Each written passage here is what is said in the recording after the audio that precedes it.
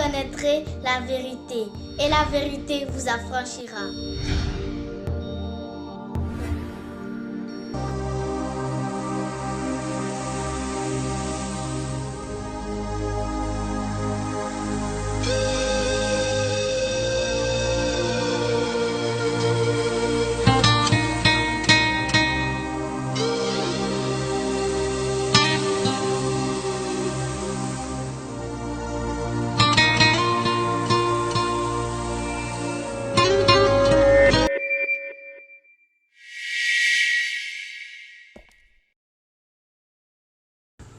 Voilà, chers frères et sœurs, je vous salue dans le nom de notre Seigneur et Sauveur Jésus. Je voudrais faire cette deuxième partie de l'enseignement que j'avais intitulé « Les antichrists dans nos églises ». Parce que j'ai vu que, c'est vrai, j'avais donné une partie des pratiques que les faux prophètes, que les aventuriers, que les manipulateurs, que les antichrists aujourd'hui dans nos églises pratiquent, alors qu'en réalité, ce n'est pas des pratiques bibliques. En fait, ils le font pour exploiter les gens, pour vous escroquer, pour vous soutirer de l'argent, pour vous embrouiller. Et donc, il y a une sœur, et je pense qu'il y a un certain nombre de personnes également qui m'ont vraiment posé un certain nombre de questions par rapport aux pratiques. Par exemple, les autels, ok, bâtir les autels pour Dieu, est-ce que c'est biblique? Par exemple, les actes prophétiques qu'on a dans nos églises, mais les actes de proclamation prophétique qu'on a dans nos églises, est-ce que c'est biblique? La loi de la semence et de la récolte, est-ce que c'est biblique? Voilà, donc, tout ce qui est la prédestination, voilà, la destinée, la prédestination, est-ce que c'est biblique? Donc, j'ai voulu vraiment faire cette vidéo encore pour éclairer les enfants de Dieu sur la vérité. Et j'ai toujours l'habitude de dire, vous connaîtrez la vérité et la vérité vous affranchira. Vous voyez, parce que Dieu aujourd'hui est en train de susciter des gens. Ils sont nombreux. Je ne suis pas le seul, ils sont nombreux. De telle sorte que la vérité soit proclamée et que le peuple de Dieu puisse vraiment être éclairé, édifié. Que ceux qui ont des yeux puissent voir, que ceux qui ont des oreilles puissent entendre. Parce que pendant des années, les gens ont manipulé les chrétiens. Ils ont manipulé nos mamans. Ils ont manipulé nos petites sœurs. Ils ont manipulé nos grandes sœurs. Ils ont manipulé nos frères, nos grands frères. Ils ont manipulé nos tontons, nos tantis. Pour leur soutirer de l'argent et se bâtir de fortune. Et vivre une vie de luxe. Et donc, Dieu aujourd'hui est en train de proclamer la vérité à ses enfants. Parce que Dieu veut que son église soit prête pour être enlevée lorsqu'il viendra. Frères, soyez bénis. Et donc nous allons voir, est-ce que toutes ces pratiques-là sont vraiment bibliques? Est-ce qu'à la lumière de la vérité biblique, ce sont des choses qu'on doit pratiquer? Voilà. Donc, nous allons commencer par cette histoire de bâtir des autels. Souvent on dit aux chrétiens, oui, tu dois bâtir un autel pour Dieu, tu dois bâtir un autel, tu dois bâtir un autel. Et souvent, on a du mal à comprendre d'où ça vient. Ok? J'ai par exemple l'un des articles d'un homme de Dieu. Voilà ce qu'il dit, qui parlait des autels. Il dit, le mot autel a une origine latine qui veut dire lieu élevé, haut lieu. Un autel est donc un haut lieu. C'est un endroit où Dieu descend et l'homme monte. Un lieu de rencontre, ok, entre l'homme et le divin. Voilà. Donc, tu viens bâtir un autel. Bon, et souvent, c'est très souvent donner de l'argent, c'est toujours comme ça. Frère, je vais vous dire une chose. Bâtir un autel, c'est de la manipulation, c'est du mensonge et c'est de l'escroquerie. Et nous allons voir pourquoi. Frère, vous connaîtrez la vérité vous affranchira. Bâtir un hôtel, c'est quoi? Parce que souvent, ils vont aller prendre des exemples de Noé, d'Abraham, de Moïse, toujours des gens de l'Ancien Testament. Mais la dernière fois, je vous ai dit que lorsque vous êtes devant une pratique que les gens font dans les églises, vous devrez vous poser 4 questions. 4. La première des questions, c'est de savoir, est-ce que Jésus l'a pratiqué? Est-ce que Jésus... La deuxième question, c'est, est-ce que Jésus l'a enseigné dans le Nouveau Testament? Troisième question, est-ce que les apôtres l'ont pratiqué? Et quatrième question, est-ce que les apôtres l'ont enseigné dans la Bible, dans le Nouveau Testament? Donc, si à ces 4 questions-là, vous n'avez pas une réponse positive, ok, ce n'est même pas la peine de pratiquer ça, c'est du faux, c'est du mensonge. Parce que quand vous allez dans l'Ancien Testament, il y a toujours des choses que les gens faisaient. Donc, les autels, les trucs, les gens faisaient des autels. Mais la Bible nous dit que c'était l'ombre des choses à venir. C'est parce que Jésus n'était pas encore arrivé que Dieu permettait ces choses. Maintenant, Jésus-Christ est l'accomplissement de toutes choses. Jésus est venu mourir à la croix. Et quand il est mort à la croix, il a dit, tout est accompli. Voilà. Maintenant, vous savez pourquoi ils vont toujours dans l'Ancien Testament pour prendre les exemples. Parce qu'en fait, dans le Nouveau Testament, dans les écrits de Jésus, dans les écrits des apôtres, ils ne peuvent pas vous prouver ce qu'ils vous enseignent. Il n'y a aucun fondement biblique dans le Nouveau Testament. Ils n'en ont pas.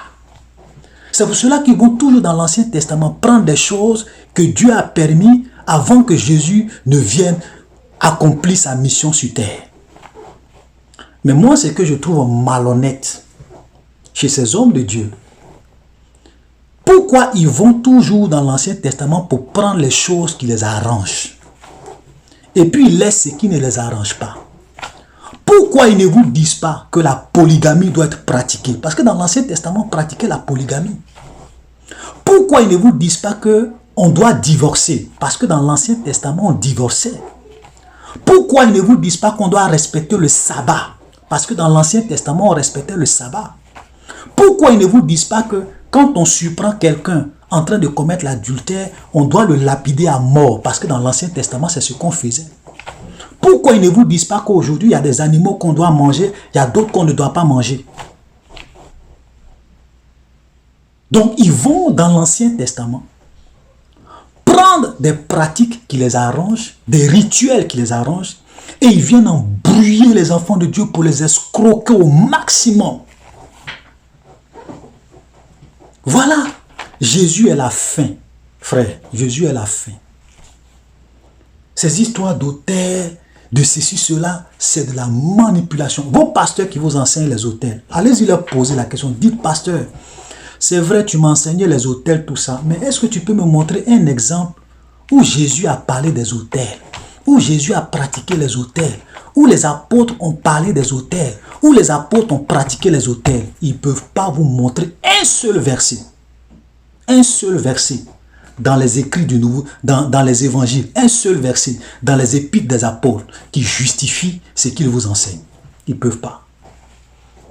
C'est pour cela que, frères et sœurs, nous sommes à la fin des temps. Apprenez à lire vos Bibles. Apprenez à lire vos Bibles. Ne croyez pas en tout ce que les gens vous enseignent.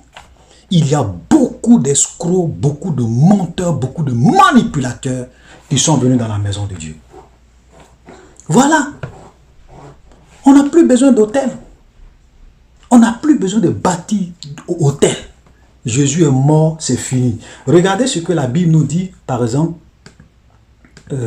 dans Jean chapitre 4, concernant la femme samaritaine, le verset 21. Voilà ce que la femme samaritaine va dire à Jésus. Pardon, voilà ce que Jésus va dire à la femme samaritaine. Femme, lui dit Jésus, crois-moi, l'heure vient où ce ne sera ni sur cette montagne, ni à Jérusalem que vous adorerez le Père. Parce qu'avant, c'était au temple de Jérusalem que les gens allaient adorer Dieu. Les Samaritains, eux, ils disaient que non, c'est sur cette montagne-là qu'on doit adorer Dieu. Et Jésus dit à cette femme, l'heure vient où ce ne sera ni sur cette montagne, ni à Jérusalem, ok, que vous adorerez le Père. Et il dit, vous adorez ce que vous ne connaissez pas. Mais nous adorons ce que nous connaissons, car le salut vient des Juifs. Verset 23, mais l'heure vient, et elle est déjà venue, où les vrais adorateurs adoreront le Père en esprit et en vérité, car ce sont là les adorateurs que le Père demande. Dieu est esprit, et il faut que ceux qui l'adorent en esprit et en vérité. Point barre. Ça veut dire que dans ta chambre, il suffit simplement de fléchir genoux et de dire, Seigneur, je te prie, Dieu est là, il t'entend. Voilà. Même si c'est dans ta chambre, tu fléchis genoux, tu pries, Seigneur, me voici, Dieu t'entend. Même si tu vas au travail, que tu es dans ta voiture, que tu dis, Seigneur, me voici, Seigneur, aide-moi, Dieu t'entend. Dieu est esprit, et ceux qui l'adorent doivent l'adorer en esprit et en vérité. Il n'y a plus de barrières, il n'y a plus d'autel, il n'y a plus de ceci, c'est fini, frère. Nous sommes enfants de Dieu. À partir du moment où nous acceptons Jésus, l'Esprit de Dieu vient en nous. Nous-mêmes là, nous sommes des autels. Notre vie est un autel. Les gens vous manipulent. L'autel, ça n'existe pas dans le Nouveau Testament. Je suis désolé, ça n'existe pas. Ce sont des pratiques anti-Christ. Ce sont des doctrines de mensonges, des doctrines de manipulation. C'est ça qui est la vérité, frère. Arrêtez de croire en ces âneries. Vous voyez, je ne peux même pas prendre des versets dans le Nouveau Testament pour vous expliquer. Pourquoi? Parce que ça n'existe pas. Ça n'existe pas. Et on va lire un autre verset. Un autre verset. Par exemple, dans Romains chapitre 12, le verset 1. Romains 12, verset 1, il est dit, « Je vous exhorte donc, frères, par la compassion de Dieu, à offrir vos membres comme un sacrifice vivant, saint, agréable à Dieu, ce qui sera de votre part un culte raisonnable. » Est-ce que vous savez que lorsque vous vivez une vie de sanctification, vous êtes en train de rendre un culte à Dieu? Est-ce que vous savez que quand vous craignez Dieu, quand vous marchez dans la sainteté, dans la pureté, vous êtes en train de rendre un culte à Dieu? C'est ce que Paul est en train de dire. Il dit, offrez vos corps comme un sacrifice vivant, saint, agréable à Dieu, ce qui sera de votre part un culte raisonnable. Les gens pensent que le véritable culte, c'est le fait qu'ils partent à l'église, aller danser, aller sauter, aller chanter, et puis dès qu'ils sortent là, ils s'en vont vivre dans le péché, dans le mensonge, dans le vol, dans les avortements, dans la manipulation, dans l'ivrognerie, dans l'immoralité. Frère, c'est pas ça le culte. Hein? Vos chansons, vos cultes d'adoration, où vous sautez là, c'est pas ça le culte. Hein? Moi, je vous dis la vérité. Le véritable culte, c'est craindre Dieu, marcher dans la sainteté, offrir nos corps comme des sacrifices vivants, dans la sainteté, dans la pureté. Maintenant, quand on se rassemble à l'église, c'est en fait une communion. C'est-à-dire que c'est le résultat de notre culte que nous avons rendu durant toute la semaine à Dieu. On se retrouve et on adore maintenant Dieu. Mais si durant toute la semaine tu as vécu dans le péché, même si tu viens, il faut venir à l'église. Il faut avoir même la voix de Michael Jackson. Dieu ne va pas t'écouter. Ton culte là, ce que tu vas appeler culte, je m'en vais adorer Dieu, mais rendre un culte à Dieu là, c'est zéro. Zéro pointé. Frère, moi je vous prêche la vérité. La vérité. Donc les histoires d'autel, les histoires de ceci, c'est de la manipulation. C'est du mensonge. Ça n'existe pas. Que vos prophètes, que vos pasteurs vous prouvent si c'est vrai. Ils n'ont qu'à vous donner un seul verset. Donc, quand vous démontrez que ça existe dans le Nouveau Testament, ça n'existe pas. Ils vont toujours dans l'Ancien Testament. Dans l'Ancien Testament. Des malhonnêtes. Des malhonnêtes. Ils vont dans l'Ancien Testament, prendre ce qui les arrange. Ils laissent la polygamie. Ils laissent le divorce. Ils laissent le sabbat. Ils laissent les choses qui ne les arrangent pas. C'est ce que moi j'appelle de la malhonnêteté spirituelle. On va continuer. L'autre pratique, une autre pratique que les gens font, c'est cette histoire de la prédestination. De la destinée. Ça encore, ce sont des termes de manipulation.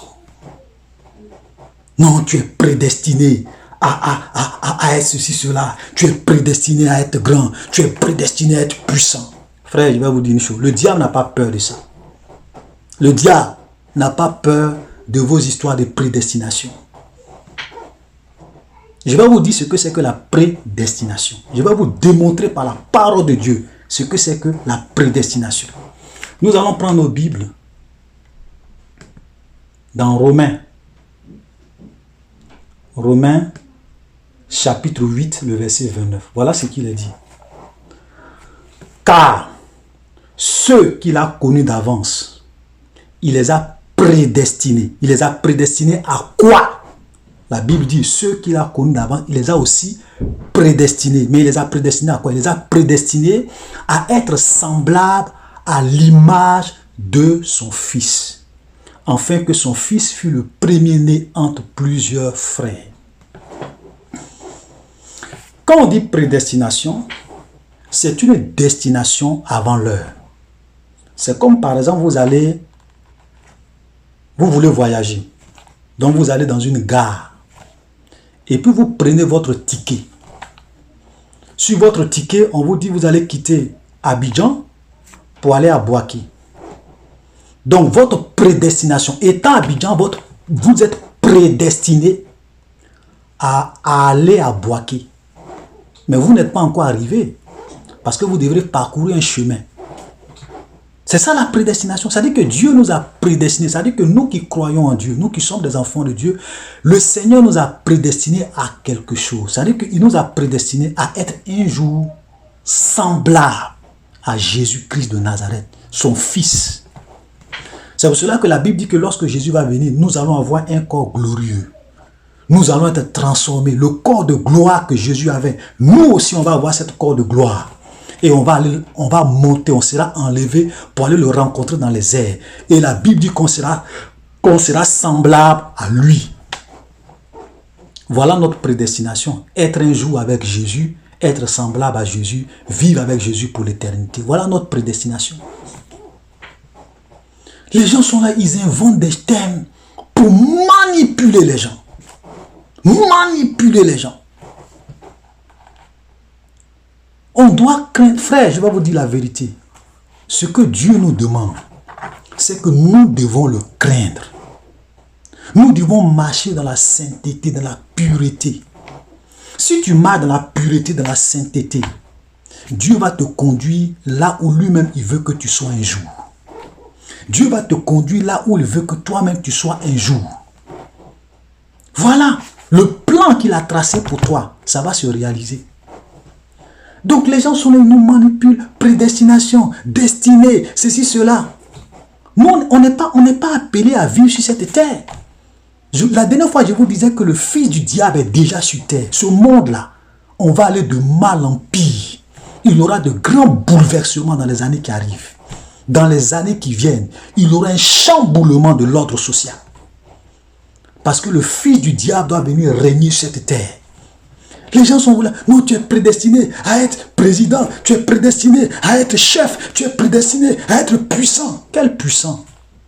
Quel puissant? La Bible dit que ce monde est sous la puissance du diable. C'est pour cela que ce sont les francs-maçons, ce sont les mystiques, ce sont les rosicruciens, ce sont des gens qui signent des pactes avec le diable, qui ont du succès, qui ont la gloire, qui ont l'argent. Ce n'est pas les chrétiens. Les hommes les plus riches du monde, ce n'est pas les chrétiens. Les hommes les plus puissants du monde, ce n'est pas les chrétiens. Les gens sont en train de vous manipuler. Quittez dans ça, frère. Quittez dans ça. Arrêtez d'écouter ces menteurs. Et puis, il y a même un autre aussi, ils appellent ça, par exemple, les actes prophétiques. Ah, Jésus, vraiment, ça dit qu'il y a, je ne sais pas si les faux prophètes, là, s'ils ont une équipe, c'est-à-dire que qui réfléchissent pour eux, ou bien si eux-mêmes s'assoient dans leur maison et puis ils disent, bon, qu'est-ce qu'on va faire pour soutirer de l'argent à ces chrétiens-là? Et puis ils inventent un terme. Et puis ils viennent, ils commencent à développer ça. Acte prophétique. C'est quoi acte prophétique? Frère, dites-moi, un acte prophétique, c'est quoi? Montrez-moi un exemple dans la Bible où Jésus a parlé de actes prophétiques. Où les apôtres ont posé des actes prophétiques. Où les apôtres ont enseigné les actes prophétiques. Ça n'existe nulle part. C'est de la manipulation. Souvent, les actes prophétiques, c'est quoi? Tu vas venir donner de l'argent. C'est un peu comme les alliances personnelles que j'ai développées, avec pour thème l'escroquerie des alliances personnelles. Vous pouvez aller suivre cette vidéo, l'escroquerie des alliances personnelles avec Dieu. C'est pratiquement la même chose. C'est-à-dire que tu viens poser un acte prophétique. Et généralement, c'est quoi? C'est toujours venir souvent donner de l'argent. Ou bien venir faire une promesse. Seigneur, je vais te donner 1 million. Je vais te donner 2 millions si mes affaires marchent. Ou bien, c'est vrai que je suis en train de faire une activité. Je vais entreprendre une activité. Donc, je mets peut-être 5 millions dans un enveloppe et je viens déposer un acte prophétique sur l'autel. Et je dis ça, c'est un acte prophétique. Vous voyez, c'est de la manipulation. Frère, moi je vous dis la vérité. Moi je ne cherche pas l'argent de quelqu'un. Donc, ce que Dieu m'a mis à cœur, c'est de prêcher la vérité. Ceux qui ont des yeux vont voir, ceux qui ont des oreilles vont entendre. Ce n'est pas tout le monde. Parce que Dieu est en train de filtrer. Ce n'est pas tout le monde qui... Il y a des gens, ils ne vont pas comprendre. Ils vont continuer à se faire gruger, manipuler par leurs faux prophètes. Acte prophétique, c'est quoi? Ça n'existe pas dans le Nouveau Testament. Il n'y a pas un apôtre qui a posé un acte prophétique. Il n'y a pas comme on appelle Jésus qui a posé un acte prophétique et même qui a enseigné ça. Les apôtres n'ont jamais enseigné ça. Acte prophétique, c'est quoi? Ou bien tu vois les chrétiens qui prient. Oh, Seigneur, je prophétise sur ma vie. Seigneur, bénis-moi. Seigneur, guéris-moi. Seigneur, je suis béni. Cette année, c'est mon année. Prophétisez sur votre vie. Prophétisez sur votre vie. Frère, je vais te dire, le diable n'a pas peur de ça.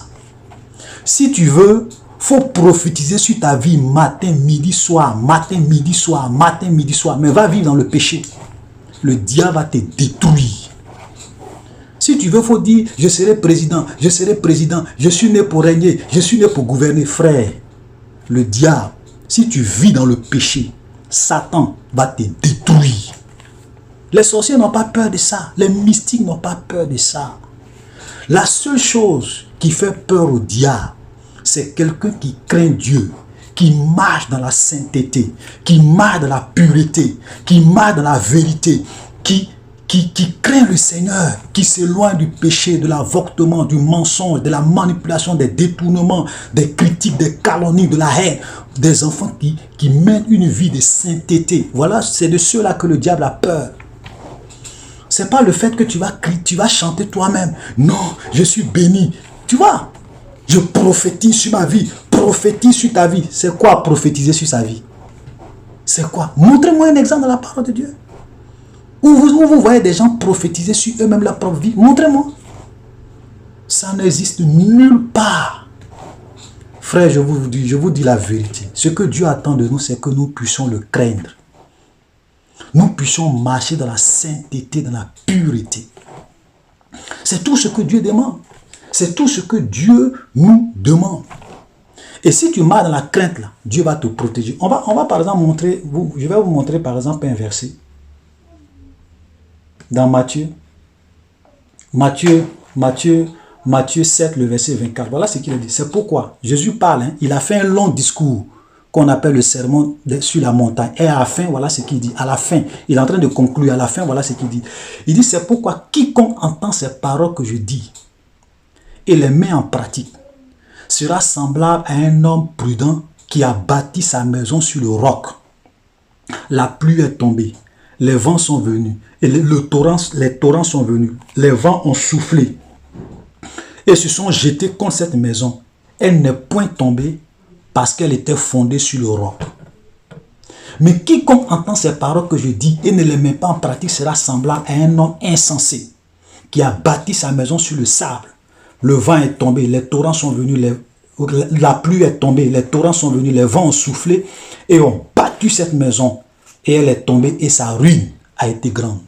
Ce que Jésus est en train de dire, il dit, si tu entends sa parole et que tu ne mets pas en pratique, tu es comme quelqu'un qui est en train de bâtir sa maison sur du sable.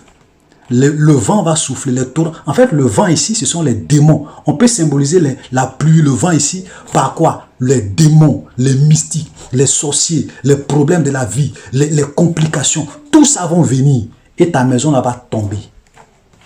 Jésus n'a pas dit, c'est quand tu vas prophétiser 10 000 fois que tu vas réussir, que tu vas réussir. C'est l'obéissance. Il dit, celui qui obéit, qui entend sa parole, qui met en pratique, est comme quelqu'un, un homme prudent qui a bâti sa maison sur le roc. Le vent, la pluie est tombée, les torrents sont venus, les vents ont soufflé. Ils n'ont pas pu détruire cette maison. Pourquoi? Parce que cet homme mettait en pratique la parole de Jésus. Frère, voilà la vérité. Ce n'est pas vos actes prophétiques qui vont faire que vous allez être bénis. Ce n'est pas vos paroles prophétiques qui vont faire que vous allez être bénis. Chaque fin d'année, on voit les gens, Seigneur, cette année-là, je possède l'année 2020, je possède l'année 2020, je possède l'année 2019. Vous pensez que c'est en faisant ça que vous allez posséder les années? Vous vous trompez mal. En fait, les gens vous manipulent. Ce n'est pas en disant que je vais posséder l'année 2020, je vais posséder l'année 2021 que tu vas posséder. Dieu dit, il faut obéir à sa parole. C'est quand tu vas obéir à sa parole que lui, Dieu, il va te bénir en 2020. Il va te protéger en 2020, en 2021. Sa grâce va être sur ta vie. Il faut obéir. Vis dans la sanctification. Ce n'est pas vos actes prophétiques, ce n'est pas vos paroles prophétiques. Vos pasteurs ne peuvent pas ils peuvent pas vous prouver ce qu'ils vous enseignent. Quand on arrive au mois de décembre, c'est là qu'il y a toutes sortes de manipulations. Manipulation. C'est là que tu vois les chrétiens sont chauds.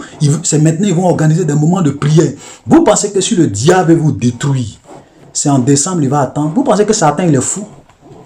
Si le diable veut vous tuer là, il va choisir un jour dans l'année où vous vivez dans le péché et c'est là qu'il va vous détruire. Il ne va pas attendre en décembre. Les gens vous manipulent. Frère, moi je vous donne un conseil. C'est vrai, je parle comme ça, mais ça me fait mal. Franchement, ça me fait mal. Je suis écœuré quand je vois tous ces pasteurs manipuler le peuple de Dieu. Frère, craignons le Seigneur. Mettons en pratique sa parole. Vivons pour lui. Regardez, la Bible dit, regardez, je vais prendre même un autre verset. 1 Jean chapitre 3. 1 Jean chapitre 3, le verset 8, nous dit quoi? Celui qui pêche est du diable.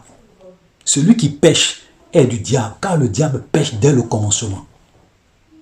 Le Fils de Dieu a apparu afin de détruire les œuvres du diable. Quiconque est né de Dieu ne pratique pas le péché parce que la semence de Dieu demeure en lui. Il ne peut pécher parce qu'il est né de Dieu. Comment toi qui vis dans le péché, qui pratique le péché, qui est du diable, tu peux dire que non, Seigneur, je vais posséder l'année. Tu ne vas pas posséder l'année. Si tu pratiques le péché, tu es du diable. Satan va te détruire. Les sorciers vont te tuer. C'est pour cela que vous attendez souvent, il y a des sorciers qui ont tué des pasteurs, il y a des sorciers qui ont tué des chrétiens, il y a des sorciers qui ont tué des gens. Pourquoi? Parce que ça dépend de la vie qu'il met. Un vrai enfant de Dieu, aucun sorcier ne peut te tuer. C'est ce que Dieu nous demande. C'est pas bâtir nos hôtels, c'est pas cette histoire de prédestination, c'est pas cette histoire de actes prophétiques, de prophétiser sur sa vie. C'est du n'importe quoi, de la manipulation. Voilà. Maintenant, je vais terminer, pour ne pas que la vidéo soit longue. Il y a eu une autre pratique que les gens utilisent aussi pour manipuler les gens. Vous savez comment ils appellent ça? Ils appellent ça la loi de la semence et de la récolte. Voilà un mot. La loi de la semence et de la récolte. Il faut s'aimer. Tu sèmes, tu vas récolter. Tu sèmes, tu vas récolter. Maintenant, on va aller voir le verset qu'ils utilisent. Parce que si vous ne lisez pas la Bible, en comparant les Écritures avec les Écritures, les pasteurs vont vous tromper. Les faux prophètes vont vous tromper. la loi de la semence et de la récolte. Ça veut dire quoi? On va lire le verset. On va lire le verset. Ça se trouve dans 2 Corinthiens. 2 Corinthiens, à partir du verset 6 jusqu'au verset 7. Il est dit, sachez-le, celui qui sème peu, moissonnera peu. Et celui qui sème abondamment, moissonnera abondamment. Maintenant, si vous vous arrêtez sur ce verset, vous allez aboutir à ce que les faux prophètes vous enseignent, c'est-à-dire qu'il faut venir donner beaucoup d'argent. Quand tu donnes beaucoup d'offrandes, tu vas récolter beaucoup. Quand tu donnes c'est-à-dire que celui qui donne 1 million par rapport à celui qui donne peut-être 100 000, puisque celui qui a donné 1 million a donné beaucoup, donc il va récolter beaucoup. Voilà la théorie de la semence et de la récolte. Frère, c'est de la manipulation. Et je vais vous prouver. On va voir un autre verset qui se trouve dans Marc. Ça, c'est Jésus même qui parle. Marc, Marc 12, le verset 41 à 44. Voilà ce que Jésus dit. Jésus s'assit vis-à-vis du trône. C'est-à-dire que Jésus va aller dans le temple. Et puis dans le temple, il y avait un trône, c'est-à-dire que où les gens venaient mettre l'argent. Regardez ce que Jésus va dire. Regardant comment la foule y mettait de l'argent. Plusieurs riches mettaient beaucoup.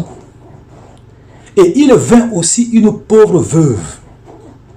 Elle y mit 2 pièces, faisant 1/4 de sou. C'est-à-dire que ce n'était rien du tout. Ce que cette femme a donné là, c'est rien du tout. Les autres là, les riches là, ils ont mis beaucoup, ils mettaient beaucoup. Regardez. Alors, Jésus ayant appelé ses disciples dit, je vous le dis en vérité.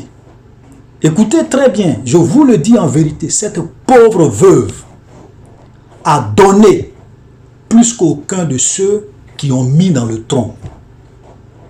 Car tous ont mis de leur superflu, mais elle a mis de son nécessaire, tout ce qu'elle possédait, tout ce qu'elle avait pour vivre. Ça veut dire que devant Dieu, quand le Seigneur dit celui qui sème peu, moissonnera peu, celui qui sème abondamment, moissonnera abondamment, ce n'est pas en termes de quantité. Ce n'est pas en termes de quantité. Ce n'est pas pour dire que celui qui a donné 1 million aura plus de bénédiction que celui qui a donné 100 francs ou bien celui qui a donné 1000 francs. Ça n'a rien à voir avec la quantité. Vos pasteurs ne vous disent pas ça. Vos prophètes ne vous enseignent pas ça. C'est pourquoi ce sont des manipulateurs. Ce que Dieu regarde quand vous donnez, c'est la manière dont vous donnez. C'est le cœur avec lequel vous donnez. Et on va revenir dans 2 Corinthiens que nous avons lu. Regardez, on a lu le verset 6. Sachez-le, celui qui sème peu, celui qui sème peu moissonnera peu, et celui qui sème abondamment moissonnera abondamment. Regardez verset 7, parce que Paul ne s'arrête pas là. Au verset 7, qu'est-ce qu'il dit? Que chacun donne comme il a résolu dans son cœur, sans tristesse ni contrainte, car Dieu aime celui qui donne avec joie. Vous savez ce que Dieu aime? Dieu n'est pas là à forcer les gens à donner des choses avec. Toi-même, ça te fait mal de donner. Mais parce que les pasteurs sont venus vous manipuler, vous donner. Pourtant, tu n'es pas content. Il y a des gens, même souvent, vous allez voir des gens qui font des offrandes, qui pleurent. Qui pleurent. Tu donnes et puis tu pleures. Ça te fait mal, mais tu donnes. Je vais te dire, Dieu ne bénit pas de telles offrandes. Vos pasteurs ne vont pas vous dire ça. Mais Dieu, parce qu'il a dit que chacun donne comme il a résolu, sans tristesse ni contrainte. Car Dieu aime celui qui donne avec joie. Voilà Dieu. Dieu n'est pas là à vous forcer à donner. Dieu n'est pas là pour vous forcer à donner malgré vous-même. Dieu n'est pas là pour vous manipuler. C'est vrai qu'il a dit celui qui sème peu moissonnera peu, mais ce n'est pas la quantité. C'est la manière de donner. Regardez, si quelqu'un a 1000 francs et qui donne 500 francs, par rapport à quelqu'un qui a 1 milliard et qui donne 1 million pour Dieu, celui qui a donné 500 francs là, il a donné beaucoup. Voilà la vérité. Et puis, il faut que tu donnes avec joie. Il faut que tu donnes sans contrainte. Vos pasteurs sont là, ils vous poussent, ils vous contraignent, ils vous manipulent, vous donnez avec contrainte, vous donnez sans la joie. Dieu n'a pas besoin de votre argent. Dieu a besoin de votre cœur, de votre vie. Craignez le Seigneur. Voilà, même les histoires de prémices, la doctrine de la prémisse, de ceci, cela, ça n'existe pas. Ça, ce sont des principes de l'Ancien Testament. Il n'y a aucun fondement biblique dans le Nouveau Testament. Ça n'existe pas. Les prémices, ça n'existe pas. Ils ne peuvent pas vous démontrer, ils ne peuvent pas vous prouver ça dans le Nouveau Testament. Ils ne peuvent pas. Mais comme ce sont, souvent, beaucoup sont dans la manipulation. C'est vrai qu'il y a d'autres qui le disent peut-être par ignorance. Il y a d'autres qui l'enseignent par ignorance. Ça existe. Mais il y a beaucoup qui le font par manipulation. Donc frère, je termine. Bâtir des hôtels, ça n'a pas de fondement biblique. La théorie de la prédestination, ça n'a pas de fondement biblique. La loi de la semence et de la récolte, c'est vrai, c'est dans la parole de Dieu, mais je vais vous expliquer ce que ça veut dire. Les actes prophétiques, ça n'a pas de fondement biblique. C'est de la manipulation. Ou bien les paroles prophétiques, je prophétise sur ma vie, que je vais réussir. Je prophétise sur ma vie, que Dieu va me bénir. Ça n'a pas de fondement biblique. Tout ce que Dieu nous demande, c'est sa crainte. Ok? Voilà. Donc, frère, je voudrais conclure en vous disant ceci. L'évangile est simple. La parole de Dieu n'est pas compliquée. Mais les faux prophètes ont compliqué la parole de Dieu. Ils sont venus avec des thèmes bizarres, des pratiques bizarres pour embrouiller les gens, pour embrouiller le peuple de Dieu. L'évangile est simple. Tout ce que Dieu nous demande, c'est de croire en lui.